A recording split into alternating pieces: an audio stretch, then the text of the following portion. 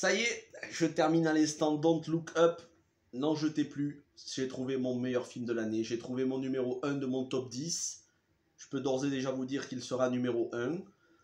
Meilleur film de l'année parce que meilleur scénario, meilleure interprétation, meilleur dialogue, meilleure réalisation. Et le génie de Adam McKay, qui est un de mes réalisateurs préférés. Une fin parfaite. C'est un film que j'aurais rêvé d'écrire. C'est un film qui en plus reflète totalement ma pensée, surtout la fin du film. Pendant que les gens font Noël, moi je regarde un film sur la fin du monde et j'ai adoré. Et je vous en parle sans spoilers. Et après, il y aura une petite alerte spoiler avec la dernière partie de la vidéo qui sera consacrée à la fin du film, parce qu'il faut que je vous parle de la fin du film. Alors, Don't Look Up, de quoi ça parle? Bien, Jennifer Lawrence et Leonardo DiCaprio font deux scientifiques. Jennifer Lawrence découvre une comète qui se dirige droit vers la Terre, presque 10 km de diamètre. C'est sûr et certain, elle va foncer vers la Terre. Et quand elle heurtera la Terre, il n'y aura plus de vie. Plus de vie humaine, plus de vie animale, plus de vie aquatique, plus de vie végétale, plus rien du tout. Il n'y aura plus de planète. Enfin, la planète existera, mais il n'y aura plus rien dessus. On reviendra à l'ère, en gros, un caillou. DiCaprio fait son supérieur hiérarchique. Tous les deux tentent par tous les moyens, tous les moyens qu'ils peuvent, d'alerter non seulement la présidente des États-Unis, mais les nations du monde entier et les citoyens du monde entier, qu'il faut faire quelque chose, qu'il faut trouver une solution, dépasser les clivages politiques, économiques, sociaux, dépasser l'incrédulité et tout simplement sauver l'humanité d'une extinction assurée. Est-ce qu'ils vont arriver à leur fin? C'est toute la question du film. Le film dure 2 heures, presque 2h30, hein, 2h20 bien bon. J'ai pas vu le temps passer. Je suis passé par tous les stades d'émotion. J'espérais vraiment que le film se termine comme il se termine, et c'est le cas. Donc vous verrez dans la partie spoiler, vous comprendrez pourquoi. J'ai adoré la fin, peut-être encore plus que tout le reste. Pour moi, c'est une fin logique, c'est la fin qu'il fallait faire. Est-ce que c'est un rêve? Est-ce que tout se termine bien ou pas? Vous verrez dans quelques minutes à la partie spoiler.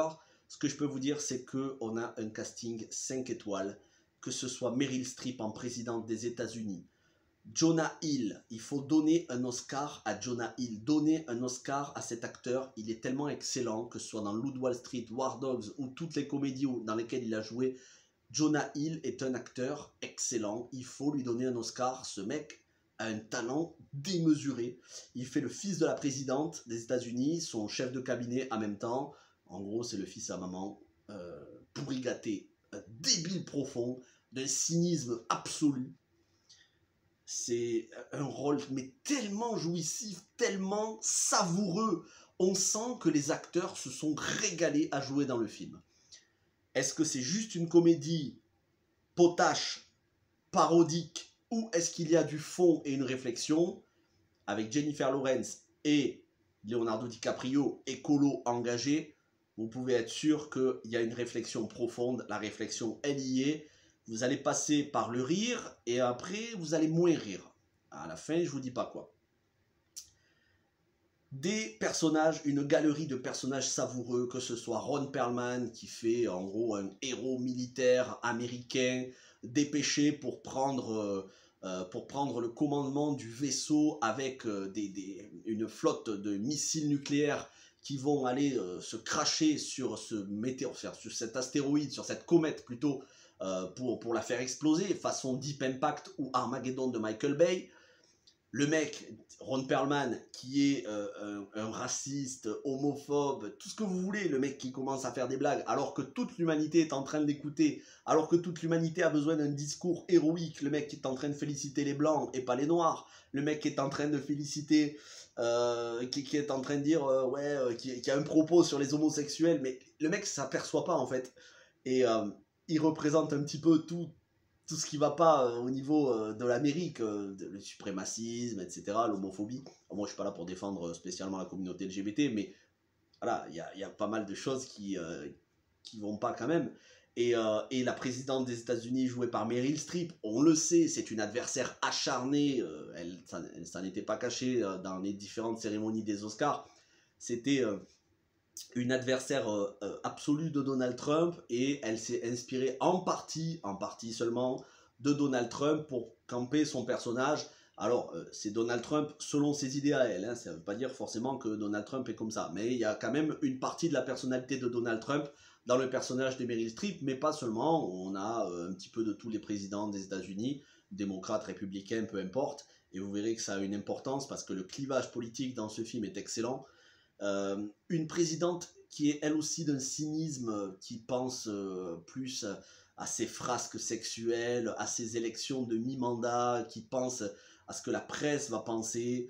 On a Cate Blanchett et Tyler Perry qui font donc un présentateur-présentatrice d'un très réputé journal américain, une chaîne d'information. Cate Blanchett, elle aussi, qui est une arriviste, mais une ambitieuse, corrompue à tous les niveaux. Les personnages, les acteurs se sont régalés, et ça se voit et ça se sent, et dans les dialogues, ils ont de la qualité à jouer. C'est rare quand vous avez des dialogues aussi pointus, qui touchent aussi juste.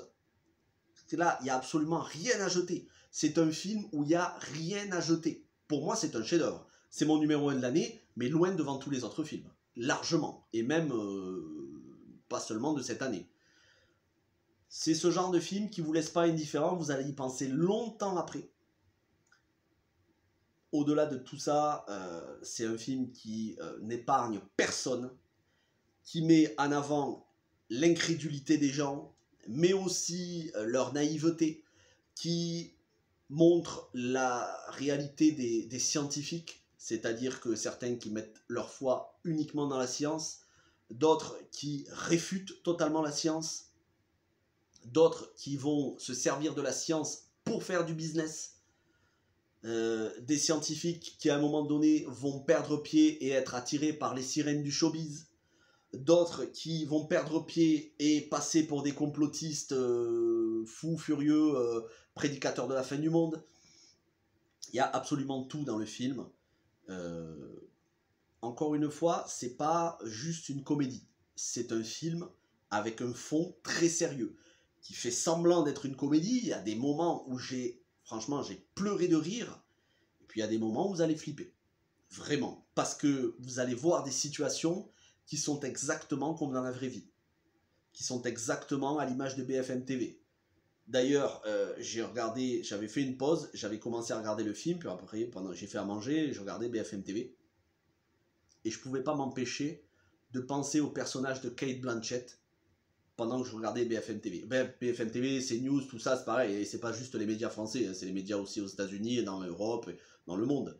Je ne pouvais pas m'empêcher de voir les présentateurs, présentatrices de ces chaînes d'information et de me dire, si il y avait une comète qui, de manière sûre et certaine, à 100%, allait heurter la Terre et que si on fait rien, l'humanité meurt, je suis sûr que tous ces gens-là, ils seraient à l'image de Cate Blanchett dans le film. Je suis sûr que les présidents de nos différents pays européens occidentaux seraient à l'image de Meryl Streep. Et je suis sûr que les gens réagiraient comme ils réagissent dans les films, c'est-à-dire certains qui commencent à flipper, d'autres qui ne croient pas du tout un seul mot. Et c'est ça qui est intéressant, c'est le titre du film, Don't Look Up, ça veut dire ne levez pas les yeux. Ça va être à un moment donné DiCaprio et Jennifer Lawrence qui vont être désespérés parce que personne ne les croit. Et à un moment donné, la comète va être visible à l'œil nu de l'humanité. Et les gens vont sortir de leur voiture et ils vont voir la comète. Ils vont la voir de leurs propres yeux, sans télescope. Et là, malgré le fait qu'ils peuvent limite toucher du doigt la chose, il y a des gens qui vont être incrédules. Et il y a des politiques qui vont leur dire, ne levez pas les yeux, baissez les yeux, ça vous rendra libre. Baissez les yeux et n'écoutez pas les gens qui vous prédisent la fin du monde, ça n'arrivera pas. C'est vous dire le niveau de cynisme, non pas de Adam McKay, mais le niveau de cynisme que Adam McKay a constaté dans nos sociétés, occidentales, orientales, peu importe, toutes les sociétés c'est la même chose. Donc Adam McKay a touché du doigt tout ce qui ne va pas au niveau médiatique, politique, économique, scientifique. parce qu'aujourd'hui la science a été très décrédibilisée avec toute cette affaire du Covid. La science en a vraiment pris un coup dans les dents, à juste titre d'ailleurs, puisqu'il y a certains scientifiques qui sont plus des VRP de Big Pharma qu'autre chose. Ce qui prend un coup dans les dents aussi, ce qui est très clairement dénoncé à travers le personnage joué par Mark Rylance, qui est exceptionnel et en même temps très flippant, c'est les GAFAM. Google, Amazon, Facebook, Apple, et je sais plus, il y a un autre, les GAFA. Ces gens-là qui ont une puissance considérable. Les Mark Zuckerberg et tous les autres qui ont une puissance considérable, qui peuvent faire la pluie et le beau temps. D'ailleurs, ça se voit dans la réalité. Il suffit que Twitter, le patron de Twitter, claque du doigt et hop, un président, en l'occurrence là Donald Trump, mais ça aurait pu être n'importe quel président, rayé de la surface des réseaux sociaux. Les dizaines de millions de personnes qui le suivent, en un claquement de doigts, c'est fini. Et ces gens-là, il n'y a aucune loi pour leur dire non, on ne peut pas faire ça, non, ça ne va pas, là c'est de la censure, là c'est... Il n'y a aucune loi. Ces gens-là sont tout puissants, ils ont des informations sur tout le monde. Ils ont des informations sur vos comptes en banque, sur votre état de santé, sur tout, absolument tout. Et Mark Rylance, son personnage, représente ça, un mégalomane absolu en qui toute l'administration américaine, et en gros toute l'humanité, à un moment dans le film, toute l'humanité va laisser reposer sa foi sur cet homme, sur la parole de cet homme-là. Est-ce que ça va les sauver ou pas? Ça, je vous en parle juste dans quelques secondes dans la partie spoiler. Don't Look Up, il y a aussi tout un tas de brochettes de stars, comme Ariana Grande, qui fait une chanteuse dans le film. Elle joue, en gros, elle joue son propre rôle. Et j'ai beaucoup aimé le fait que Ariana Grande, qui a eu plusieurs rôles dans des films comme ça, on l'avait déjà vu dans Zoolander 2, mais c'est vrai qu'Ariana Grande est un petit peu plus intelligente que la moyenne des chanteuses, on va dire, starlettes de pop qui se mettent à moitié à poil dans leurs clips. Ariana Grande, à la rigueur, déjà elle a du talent, mais elle est capable d'avoir pas mal d'autodérision. Et dans le film, elle joue un personnage qui joue un petit peu son propre rôle, c'est-à-dire, alors que la fin du monde est proche, sûre et certaine, les gens vont s'intéresser à la vie privée de cette femme, de cette fille, de cette starlette qui a été trompée par son copain et qui pense plus à se prendre en selfie qu'autre chose. Et à un moment donné, on va avoir aussi une critique de Hollywood et du showbiz, puisque alors que le regard du monde entier est rivé sur cette comète qui est en train d'approcher, Hollywood décide de s'en emparer et de faire un film et de faire du business, et soi-disant avec des acteurs engagés qui ont un discours lisse d'un politiquement correct absolu, et des chanteuses, en l'occurrence là Ariana Grande, son personnage, qui pour se donner bonne conscience vont faire une chanson engagée pour soutenir des scientifiques que sont DiCaprio et Jennifer Lawrence, juste pour se donner bonne conscience, parce qu'en fait ces gens-là n'ont aucunement l'intention de changer, mais j'ai trouvé vraiment le propos pertinent, à la fois le politiquement correct qu'il y a dans le showbiz, et ça se voit hein, pendant cette crise, les acteurs, les actrices, les artistes, les chanteurs, chanteuses qui se sont écrasés, qu'on n'a pas entendu, qui nous parlent de défense des libertés, ceci, cela, qui se sont totalement effacés derrière les discours médiatiques et gouvernementaux. Donc c'est pas seulement par rapport au Covid, hein, attention, d'ailleurs le film ne parle pas du Covid, c'est de manière générale quand il y a des grosses causes à défendre, là où vraiment les choses vont mal, tous les soi-disant stars engagés, on les entend plus. Le film dénonce ça aussi, entre autres. En gros, tout le monde en prend pour son grade, absolument à tous les niveaux. Adam McKay remet les choses à leur place et dit voilà ce qui va se passer si le monde continue dans sa trajectoire.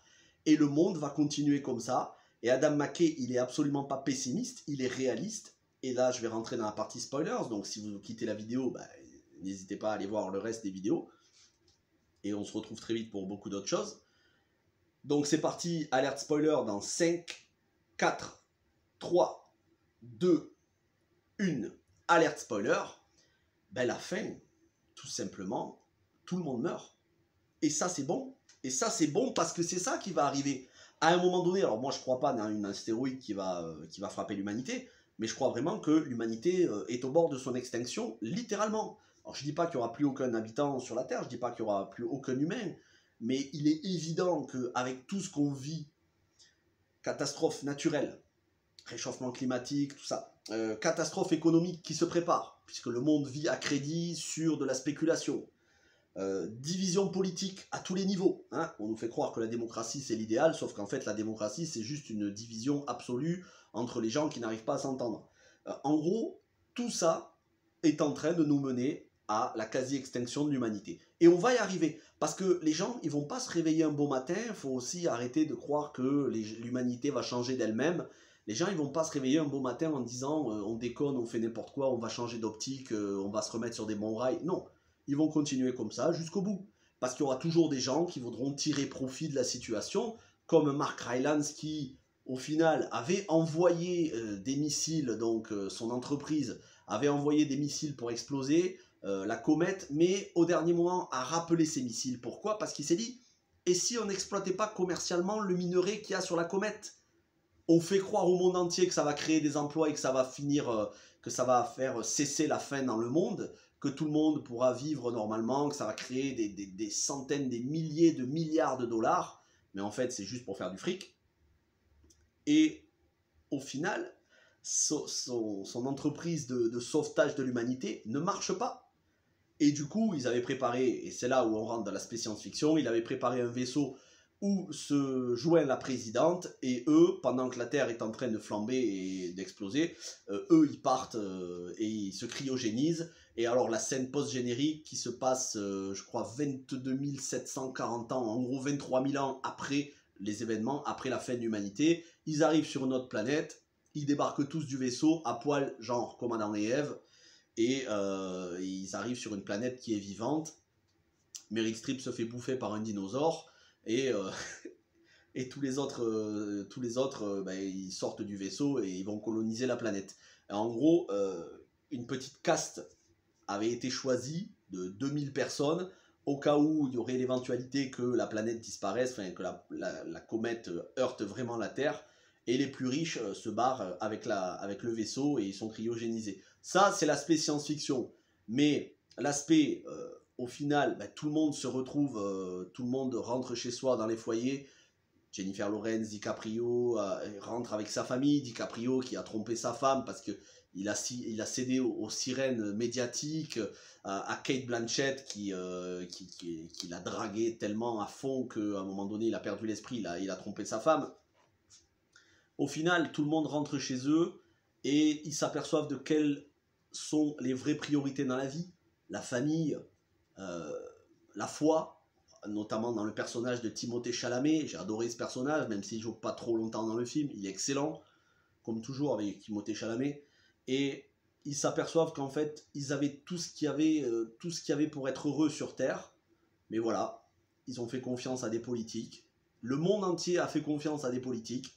Et ça a causé la fin de l'humanité. Et je trouve le fait d'aller jusqu'au bout de la logique, c'est-à-dire l'extinction de l'espèce humaine, à l'exception d'une personne, ça c'est dans la scène post-générique, c'est Jonah Hill qui ressort en disant, lui il avait été carrément oublié par sa mère, la présidente qui s'était barrée de la planète en le laissant, tellement c'est un bouffon.